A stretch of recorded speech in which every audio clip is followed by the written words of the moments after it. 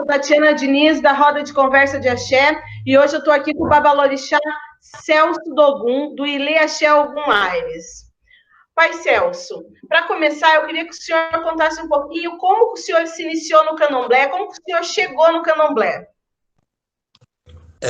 Bom dia, boa tarde, boa noite, eu não sei que horas as pessoas vão assistir, né, essa entrevista. A minha chegada ao candomblé, ela vem pela parte da minha família, né? Minha avó já era de candomblé, minha mãe biológica, minha tia, irmã carnal da minha mãe biológica, já eram de candomblé, e assim eu fui levado pela minha avó, pela minha tia, pela minha mãe, porque muito cedo eu apresentei, como dizer assim, sinais de que tinha uma espiritualidade a ser cuidada, né? No meu próprio nascimento mesmo, isso já foi dito, né, por alguns orixás. Então, eu fui levado muito cedo e eu mesmo gostava de acompanhar minha avó, minha mãe, minha tia, né? E elas eram filhas de santa da casa de uma senhora que já não existe mais, chamada Dona Ruth de Oxum, né? A casa lá era de Oxum e de Oxalá, ela era de Oxum e Oxalá. A casa era de Oxum. E eu muito cedo ali fui levado, e eu também tenho uma tia, por parte de pai, que também era Ialorixá, né? Minha tia Ida, que também já é falecida.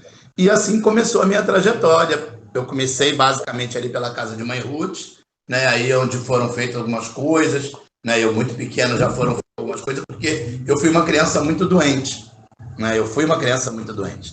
E dentro do candomblé a gente sempre é levado ou pelo amor ou pela dor.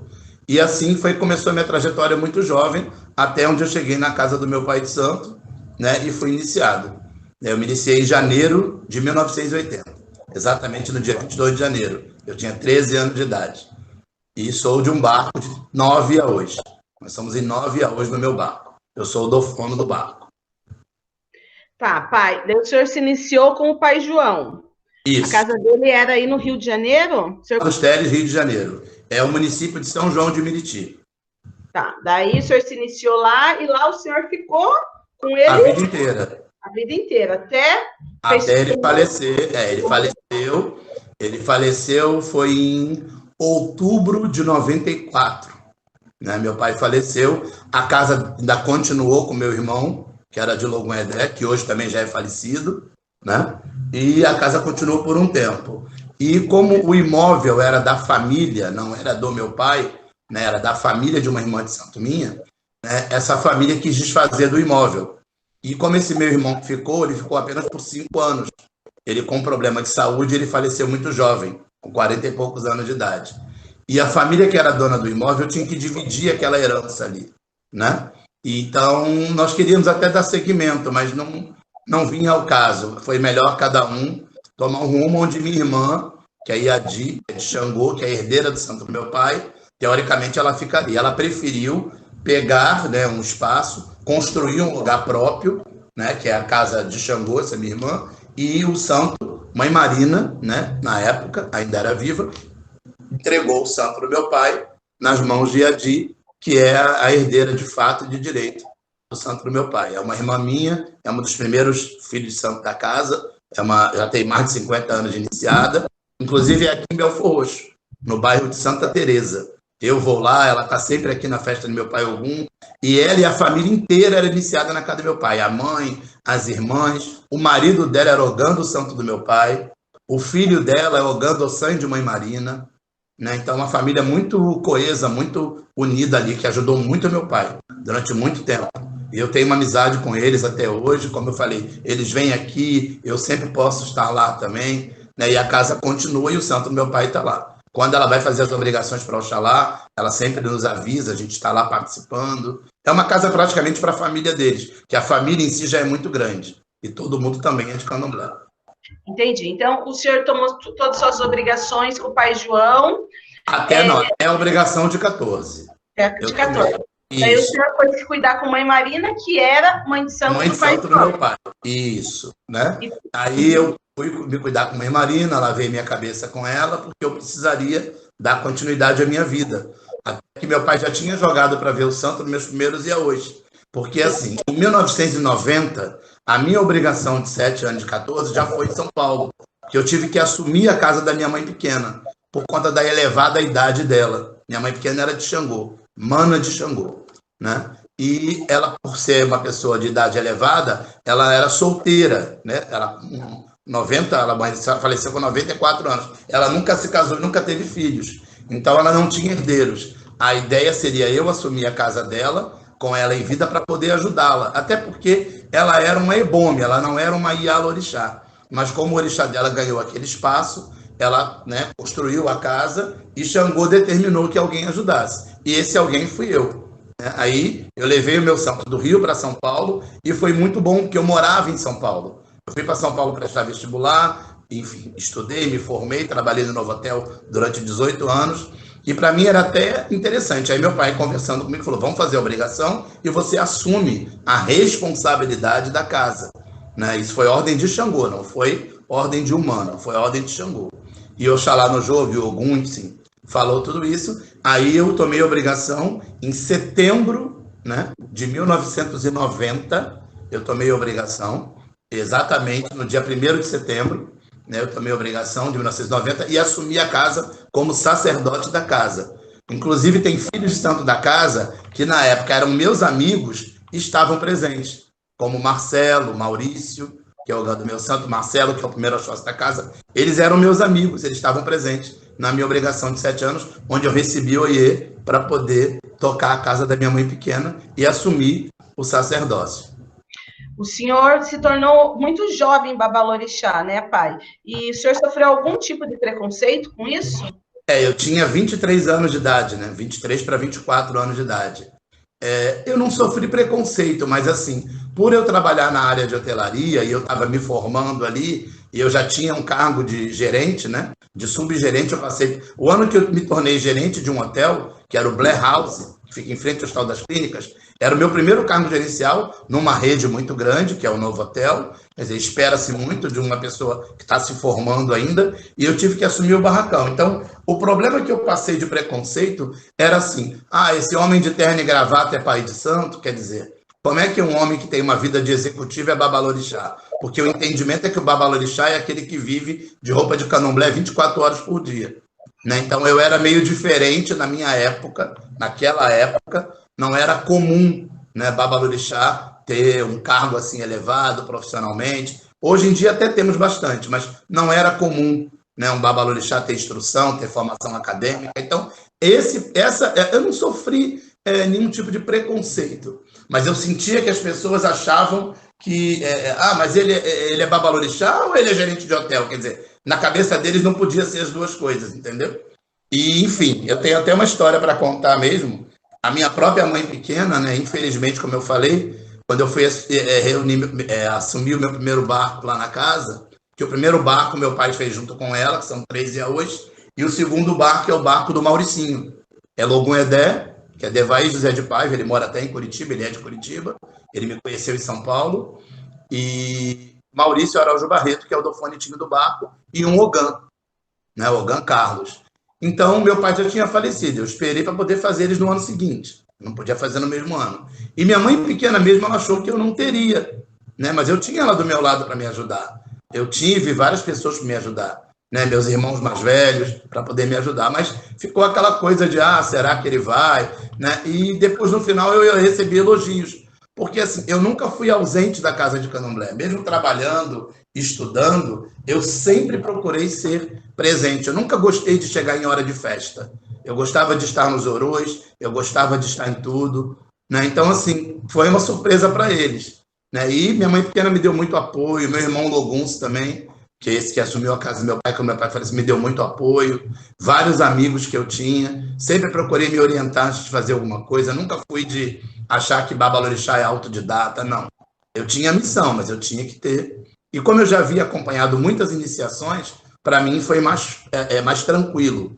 Mas mesmo assim eu tive a sorte do meu pai confirmar o santo deles, né? Que eu teria que fazer eles no ano anterior, mas infelizmente eu não pude fazer por causa da morte do meu pai, eu tive que segurar por conta do luto e fiz eles no ano seguinte, porque chegou uma hora que eu não tinha mais como esperar. Mas sofri um pouquinho só por essa questão, não da idade, mas sim para aquela coisa, né? Um homem de terno e gravata, né, de segunda a sexta e final de semana é babalorixá, como é que funciona isso? Entendi.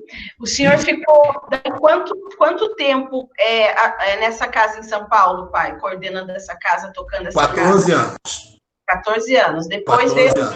Eu fiquei de 90 a 2004. Tá. Aí, em 2004, o que aconteceu? Eu voltei a morar no Rio em 2002. Eu voltei de São Paulo para o Rio em 2002. Então, não tinha sentido eu tocar um candomblé em São Paulo, morando no Rio. E aí eu comecei a ver, pedi para a mãe Marina jogar, né, para mim na época, quando ela era viva, ela faleceu em 2002, ela já tinha me orientado que eu procurasse um lugar que eu ia ter que ter o meu espaço, né? E nisso eu conversei na época com minha mãe pequena, conversei bastante com ela, ela entendeu, aí com a ajuda dos filhos que eu já tinha iniciado, eu consegui essa casa em Bangu, né, que na verdade já era um barracão de candomblé, onde a Nete tocava, a Nete Tobaloê, que hoje também é filha de santo aqui da casa, e ela estava assumindo a casa do pai de santo dela, que iniciou ela, que tinha falecido. E ela veio jogar comigo, e ali ela soube que o cargo seria dela. O cargo lá não era sanguíneo, era de navalha da casa. E ela tinha que assumir, então ela ia deixar aquele espaço livre.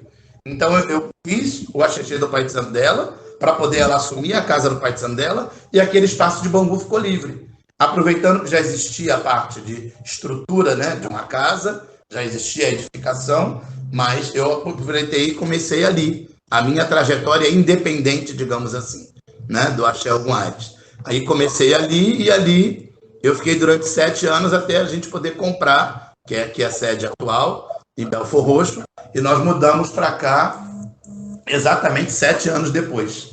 Né? Eu inaugurei Bangu em 2004, né? Porque não tinha sentido eu ficar em São Paulo e tudo mais. E as pessoas me acompanharam, todos me acompanharam. Sim. Pai, hoje o senhor tem filhos em todo o Brasil, bem dizer, né? O senhor sabe mais ou menos a quantidade de filhos que o senhor tem? Olha, a quantidade a gente tem anotado mais ou menos no livro, exatamente, aproximadamente os 90, né? Filhos de santo que são, né, que frequentam a casa e eu faço obrigações. Agora, eu iniciei muitas pessoas também em outras casas, né? Eu iniciei muitas pessoas por conta da facilidade da pessoa morar naquele estado, né?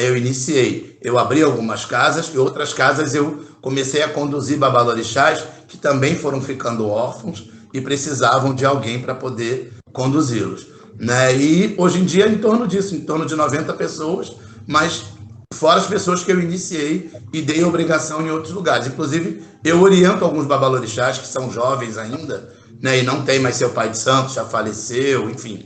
Né, eu procuro orientá-los também dentro do que eu posso, eu procuro ajudá-los. Pai, eu queria que o senhor me contasse um pouquinho da sua história com a mãezita. Sim, daí, como porque essa vivência de vocês, porque ela virou a sua mãe, né? Sim. O amor que o senhor tinha por ela. Isso, ela virou minha mãe. Porque assim, eu perdi minha mãe biológica, né? Eu tinha 18 anos. Foi pouco antes de eu ir para São Paulo, eu perdi minha mãe biológica. Minha mãe biológica faleceu muito jovem, né? Minha mãe faleceu com 52 anos de idade. Então, eu fiquei muito assim, carente. Eu já tinha um carinho por mãezita, porque ela era minha mãe criadeira e ela era o braço direito do meu pai, né? Então, tanto que ela morava praticamente do lado do barracão. Tudo na casa ela estava. Quem fazia comida pra gente, quem estava tomando obrigação, sempre era ela. E no que eu perdi minha mãe, depois eu fiquei muito apegado a ela. E quando meu pai de santo faleceu, ela também ficou, ela tinha família biológica, lógico, mas cada um cuidando das suas vidas. Eu percebi que ela ficou muito solta também, né? Ela chegou a entrar até num processo depressivo, né? E eu resolvi assumir ela como minha mãe, não só como minha Gibonã, como minha irmã mais velha, mas como minha mãe. Então, quando eu vinha de São Paulo para o Rio, nessas minhas viagens a trabalho e também depois comecei a viajar por conta do sacerdócio, eu preferia ficar na casa dela, para ela não ficar sozinha e eu também não ficar sozinho no apartamento que eu morava, na época em Copacabana, que eu morava. E ali a gente foi criando um vínculo de mãe e filho. Aquilo foi bom para mim, foi bom para ela, né? E eu assumi. Ali eu fiz um juramento no caixão do meu pai, que a preocupação enorme do meu pai quando ele ficou... Meu pai ficou doente e faleceu em 30 dias. Né? Ele teve um câncer generalizado, faleceu em 30 dias. Faleceu muito jovem também. Meu pai faleceu com 54 anos, meu pai de santo. Então, assim, eu prometi no caixão do meu pai que ele a alma dele podia descansar em paz, que eu ia cuidar dela. Porque era ele quem cuidava dela. Ela vivia no barracão do lado, ali morava próxima.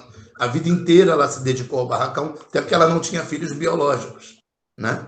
Então, assim, eu abracei ela, ela me abraçou, ela era uma grande conselheira. E quando eu abri o barracão aqui em Belfort Roxo, ela falou, não, eu vou morar lá. Já que tem um espaço, eu vou morar lá. Aí ela, como morava de aluguel, ela entregou a casa dela e veio morar comigo. Mas a gente teve uma convivência a vida toda. Era realmente uma confidente, uma amiga. Elas achavam que eu cuidava dela, mas mal sabem as pessoas que ela cuidava de mim. Ela me aconselhava muito, muito, muito.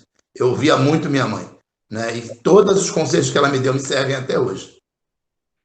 Pai, eu acho que lógico, eu acho que o senhor viveu grandes emoções dentro da sua casa, mas eu acho que uma grande emoção foi a iniciação do Felipe, do seu neto.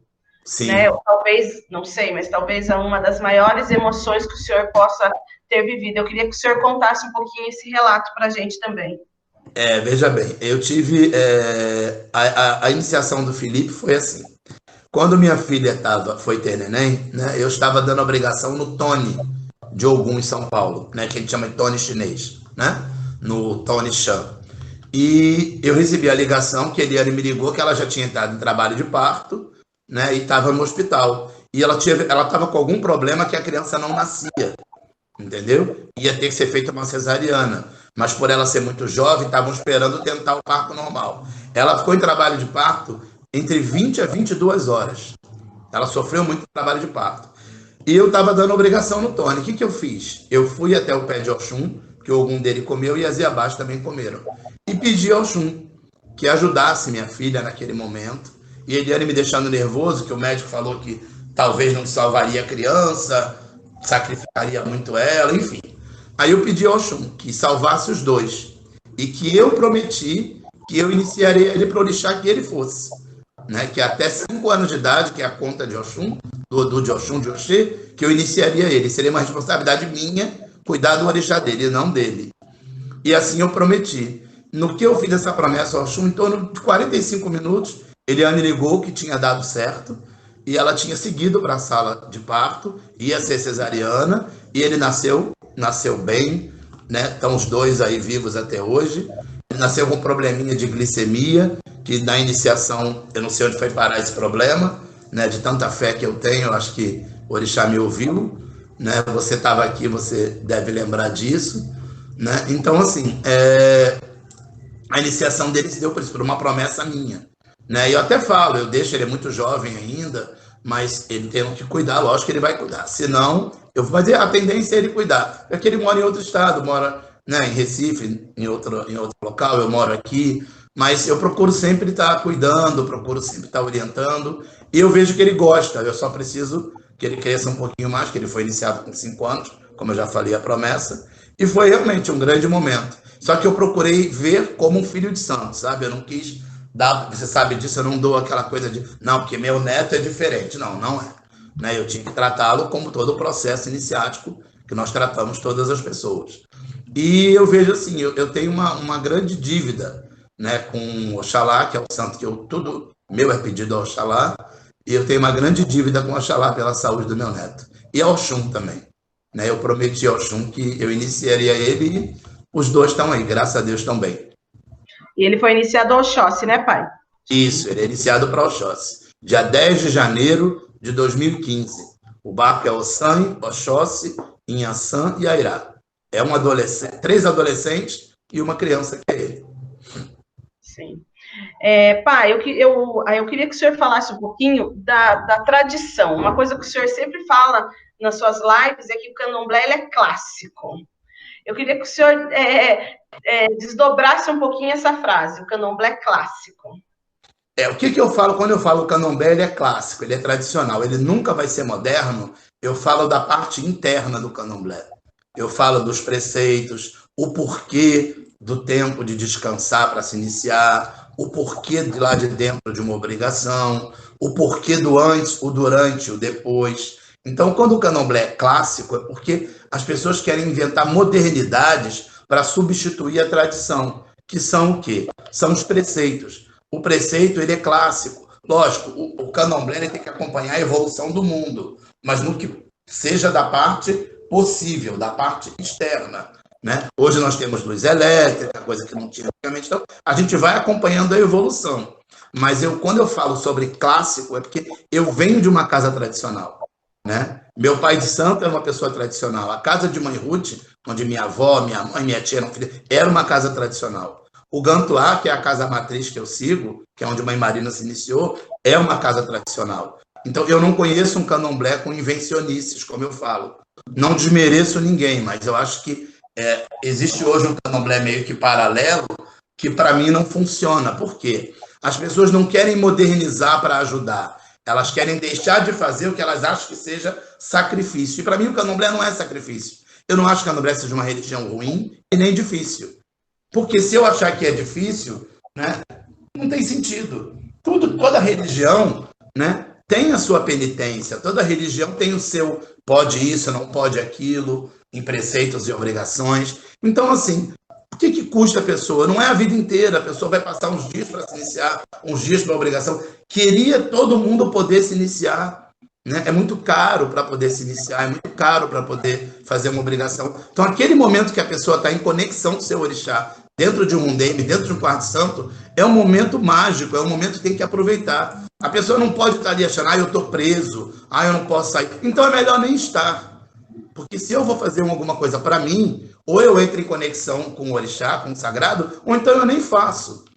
Está dentro de um quarto, querendo sair, reclamando, era melhor nem ter entrado. Porque aí a conexão não existe. A essência, ela se faz presente quando a pessoa se conecta de verdade, de coração aberto. É por isso que eu falo, o candomblé, ele não é uma religião difícil. Difícil são as pessoas.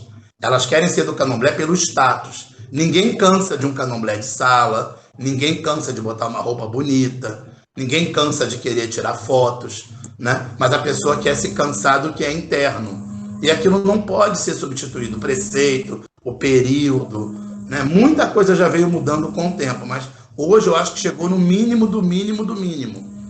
Entendeu? Então, assim, é muito complicado, mas eu acredito que nós possamos, sim, manter um candomblé tradicional, que eu falo tradicional, é isso, né? Não tem como o Iaô fazer santo hoje, dar o nome hoje e ir embora amanhã, porque tem o depois. Ele vai largando a vida mundana lá, a vida do dia a dia, o cotidiano, e vai descansando para se iniciar ou fazer uma obrigação.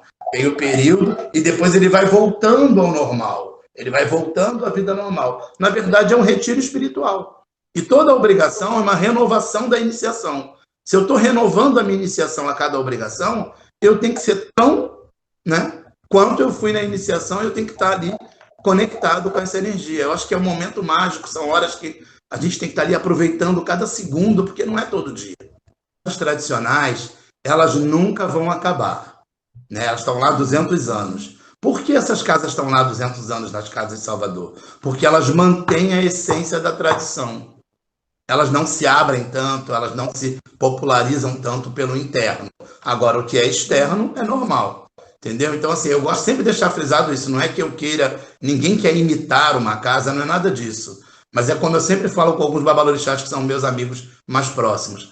A essência nas casas matrizes ela é maior. Não que o santo lá seja melhor, não é isso. Mas é porque as pessoas levam mais a sério. As pessoas, elas sabem, não, aqui é para o orixá. Ou eu faço direito, ou então eu não faço. Entendeu? Então, assim, eu acho que quando eu falo tradição, né, candomblé de raiz, para a gente é isso. E eu acho que muito se modernizou. Tecido, decoração. Hoje eu estou aqui fazendo uma entrevista aí online. Tudo isso pode acontecer. Mas isso não pode, né, tirar o segredo, não pode tirar o interno, que já se modernizou muito também. Né? A gente teve muita modernização por conta de que as pessoas hoje trabalham, estudam. Antigamente se iniciava criança ou dona de casa que morava no entorno da casa do candomblé. Por isso que é muito comum você ver na Bahia, todo mundo daquela região fez santo naquela casa. Porque você iniciava pessoas que eram daquela comunidade. A própria palavra candomblé vem de comunidade. Ebé, né? Comunidade. Só que hoje tem no candomblé executivos, tem pessoas que têm uma vida totalmente corrida. Eu não consigo entender uma iniciação sem programar, não dá. Antigamente o babalorixá tinha lá a criação, entrava 10 iaô, o babalorixá bancava aquilo tudo. Hoje não tem como. Eu não acredito numa iniciação sem programação de data, porque o Babalorixá e a Lorixá, como eu já falei, trabalha fora, as pessoas que vão cuidar do Iaú têm 1000 compromissos. Então eu não consigo acreditar numa coisa sem programação. Essa evolução eu aceito. O que eu não aceito é deixar de fazer alguma coisa por conta por causa do trabalho que dá, porque é trabalhoso, mas é prazeroso também. Vamos fazer um bate-bola para a gente encerrar o nosso bate-papo, e daí depois eu pedi para o senhor cantar uma cantiga para a gente, uma cantiga que lhe emocione, tá bom? Tá bom. Então vamos lá. Um time de futebol, pai? Vasco da Gama, com certeza. Uma estação do ano? Eu adoro a primavera. Um livro? Um livro, Xangô de Backstreet. Um filme? Filme, E o Vento Levou. Uma cor? Azul, sempre. Uma mania? A mania de ver se está tudo trancado. Eu tenho toque. Porta tem que estar fechado, está tudo em ordem. Tenho mania de não deixar nada torto. Tudo quero acertar quadro. Essa mania. Uma comida? Eu gosto de tudo, né? Tô o meu tamanhozinho. Mas eu gosto muito de feijão com carne dentro, assim. Eu gosto muito. Um Comida medo? assim. Um medo? A fome. Um ídolo, pai? Meu pai de santo, sem dúvida. No barracão eu gosto quando... Quando tem gente, quando tem função, quando tem orixá, quando tem obrigação. Eu gosto dessa essência. Um defeito? Eu, perfeccionista e querer que as pessoas acompanhem meu raciocínio. Eu penso muito rápido. Eu acho que todo mundo tem que acompanhar meu raciocínio. Eu acho que esse é um defeito. Eu sou muito perfeccionista no que eu quero que as pessoas acompanhem meu raciocínio. Mas eu estou procurando mudar. Aos pouquinhos eu estou mudando. Uma qualidade? Eu sou generoso, isso eu sei que eu sou. Que eu posso dividir, eu divido. Não só conhecimento, mas até um pão, um prato de comida, se tiver que dividir com alguém, eu sei dividir. Eu entendo o outro, né? Uma cidade, pai? Eu amo Salvador. O melhor do Brasil é? O melhor do Brasil, para mim, é a natureza e os pontos turísticos. E o pior do Brasil? O brasileiro. Uma festa de candomblé? Eu ame Sim. o Lubagé. Um orixá? O Xalufã. Uma frase, pai? O senhor tem várias. Tenho. A frase que eu mais gosto é: a espiritualidade é o combustível da alma. Axé. Então agora eu vou pedir para o senhor cantar um pouquinho, uma cantiga que realmente toque, que lembre algum momento muito especial, para a gente finalizar a nossa entrevista. Tá ok. Vou cantar para Oxalá, lógico, né? É meu pai. Sim. Que eu ajá labaode e abuque que eu ajá oberinco que eu ajá labaode e abuque que eu ajá labaode oberinco ajale que eu ajá labaode e abuque que eu ajá oberinco que eu ajá abaode e abuque que eu ajá abaode oberinco e bababá e bababá e bababá minha xalá e bababá. Obrigado, pai, pela presença, para o senhor ter um tempinho para conversar conosco. Um beijo, fique bem. Eu que agradeço, muito obrigado. E que todos que assistam essa entrevista, que o Alá de Oxalá possa cobrir sempre todos nós. Como eu sempre digo, sob o Alá de Oxalá cabe todo mundo. Cabe negro, cabe branco, cabe magro, gordo, baixo, alto, rico, pobre, feio, bonito. Como dizia meu pai de santo, sob o Alá do Oxalá tem espaço para todos.